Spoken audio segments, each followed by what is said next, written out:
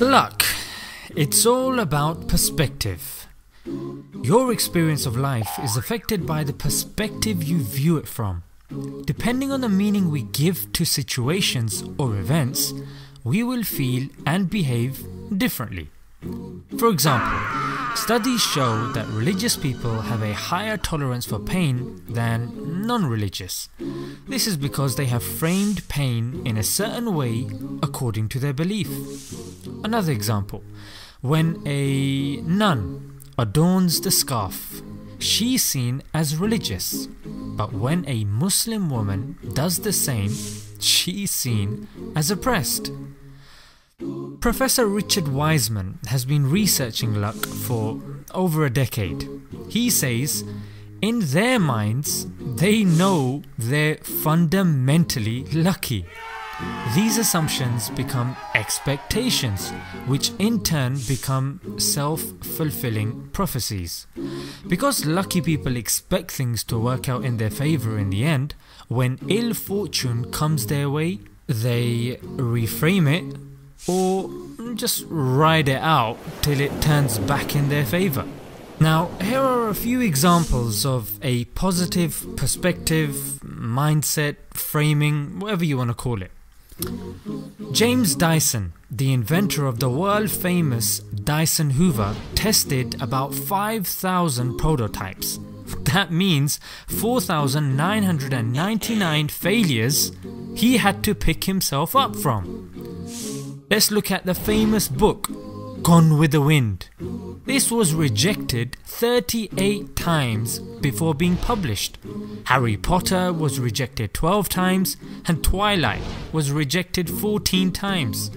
If we look for examples within Islamic history, the love the companions had to fast in the long days of summer despite it being agonizing, the scholars' love for standing in prayer in the darkness of the night despite it being tiring, Muslims of the past travelling long distances for pilgrimage despite it being excruciating. The list can and does go on. Now, loads of people are constantly taking advantage of reframing things. Yeah, you got advertisers who get paid a lot of money to frame products in the best possible light.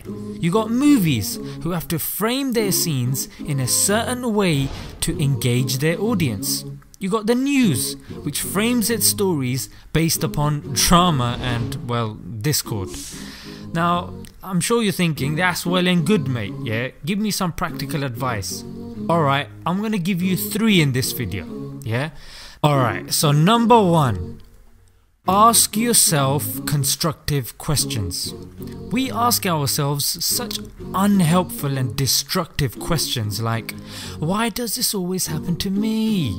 Why don't I like myself? Why can't I lose weight? Now, ask questions that will empower you, yeah? Reframe these questions.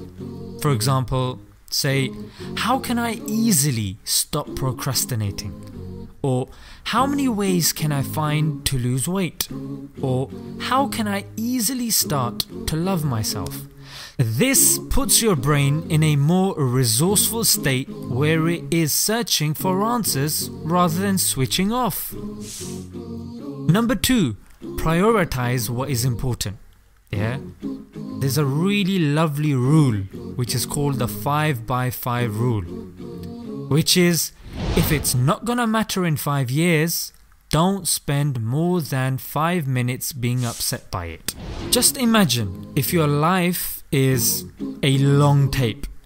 Now think of the argument you've just had, or a presentation you have to do, or a job interview you have to go to, and ask yourself, how much of the tape does this event actually take? Exactly. So don't make it seem like it's your entire life. Now, have a look at these 2 circles. Most people are like the first one. They focus more on the past and the future and ignore the present. The very few and fortunate are like the second one. Here you will get more out of yourself and your life on a daily basis. Just remember this key principle. You always get more of what you focus on in life. Okay, let's move on to number 3. Rewire your habits. Over the past 20 years, scientists discovered that neural pathways of your brain change over time. The brain is dynamic, not fixed as everyone previously believed. They named this idea that our brain architecture can change neuroplasticity. This supports the idea that regular positive thoughts and acts can rewire your brain towards, well, positivity. Now how? Well, listen to regular inspirational talks, meditation, reading biographies of inspirational people, doing dhikr while pondering on its meaning, as well as Quran and Salah while also pondering on its meaning. Without making this video too long, let's just focus on what I've mentioned for now. I would definitely recommend this book called Change Your Life in 7 Days. It's actually got some practical techniques in there that you can use, and yeah, try them out. Until next time, Assalamu alaikum.